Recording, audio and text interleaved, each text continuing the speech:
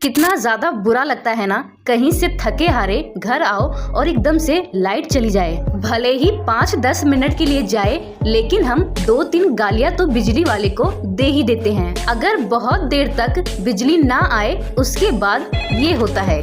पूरे शहर की गई है, थोड़ी देर में आ जाएगी और सुबह तक ये खेत है। ये जो स्विच ऑन करते ही आपको इतनी आसानी से बिजली मिल जाती है, उसके पीछे एक लंबा प्रोसेस और बहुत ही कठिनाई है। चलिए जानते हैं। आज मैं आपको बताऊंगी कोयले से बिजली कैसे बनती है, जिसकी वजह से हमारे घर में इतनी रोशनी होती है। इसलिए इस वीडियो को पूरा देखिएगा, क्योंकि आधी जानकारी बिजली को लेके बहुत ही खतरनाक होती है। बिजली बनाने के लिए जिस चीज का सबसे ज्यादा इस्तेमाल किया जाता है वो होता है कोयला, और भारत में कोयले से बनने वाली बिजली पे लोग सबसे ज्यादा निर्भर है। वैसे बिजली बनने का जो सबसे पहला प्रोसेस है वो आता है पावर प्लांट, जिसमें बहुत बड़ी फैले हुए जगह की जरूरत होती है, जिसमें पानी की पूर्ति के लिए रिजर्वॉयर भी बनाया जा सके। ये प्लांट आमतौर पे 1-2 किलोमीटर एरिया में फैले होते हैं, लेकिन इनके एरिया का आधा हिस्सा तो कोयला ही ले लेता है। लेकिन ऐसा क्यों,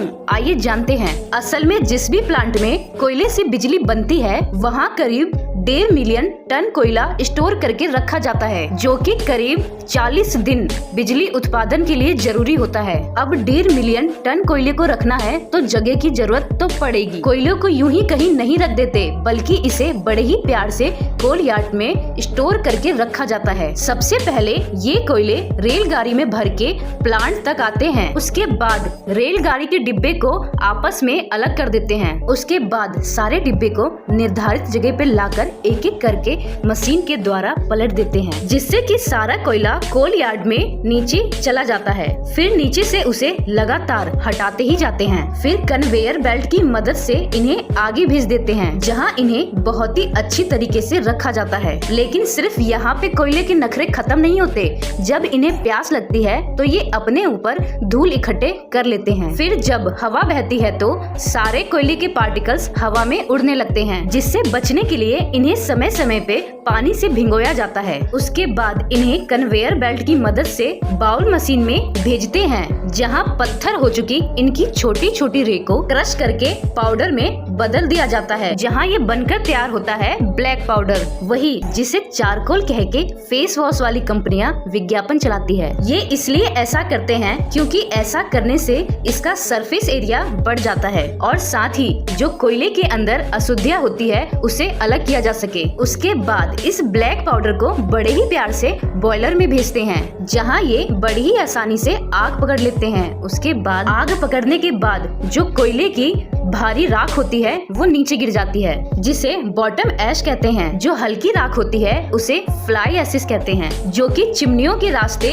फिल्टर करके एटमॉस्फेयर में छोड़ दी जाती है। और इस तरह जैसे पिक्चर के हीरो की मौत हो जाती है, वैसे ही इस कोयले का किरदार खत्म होता है। अब जो आग लगी होती है वो उन ट्यूब को बहुत ही ज्यादा मात्रा में हीट पहुंचाती है, जिसमें पानी भरा होता है। ये सारी ट्यूब हीट बनाकर पानी को भाप में बदल देती है। अब जब ये भाप सुपर हीट हो जाती है तो इन्हें उसी पाइप की मदद से आगे भेजा जाता है। उन पाइप्स पे ऐसा इंस्टॉलेशन पहले से लगा के रखा जाता है कि वेपर का टेम्परेचर पाइप में ट्रेवल करते समय घट ना जाए। अब कहानी में एंट्री होती है कोयले के प्यार की, जिसकी वजह से वो खुद जल गया था। हम बात कर रहे हैं टरबाइन की, जिसे लोग पावर प्लांट का हार्ट भी कहते हैं, क्योंकि यही वो एलिमेंट होता है जो हीट और प्रेशर को अपने ऊपर लेकर आगे की ओर रोटेट करवाता है। ये रोटेशन इसलिए हो पाती है क्योंकि टेम्परेचर बढ़ने के कारण हाई वेपर प्रेशर जैसे ही पाइप से निकलती है तो बहुत तेजी से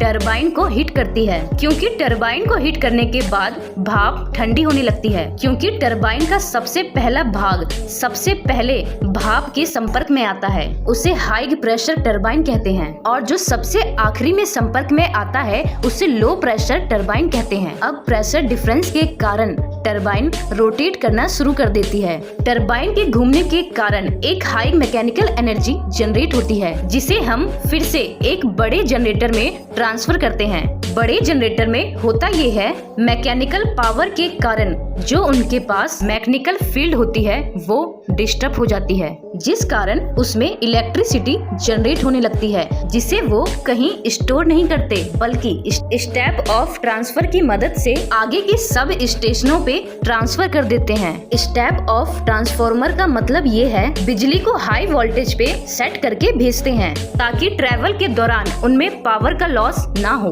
प्लांट में एक और जरूरी प्रोसेस होता है, वो है भाप को फिर से ठंडा करके पानी में बदला जाता है। इसके लिए कूलिंग टावर अलग से लगे होते हैं जो पानी और भाप को ठंडा करने के काम आते हैं। आपने ऐसे टावर तो देखे ही होंगे जिसे देखकर लोग बिजली का अंदाजा लगाते हैं। ये जो कहानी मैंने आपको बताई ये सुनने में तो आसान है, लेकिन इस प्रोसेस को आप कभी करीब से देखें तो ये बहुत ही ज्यादा मुश्किल है।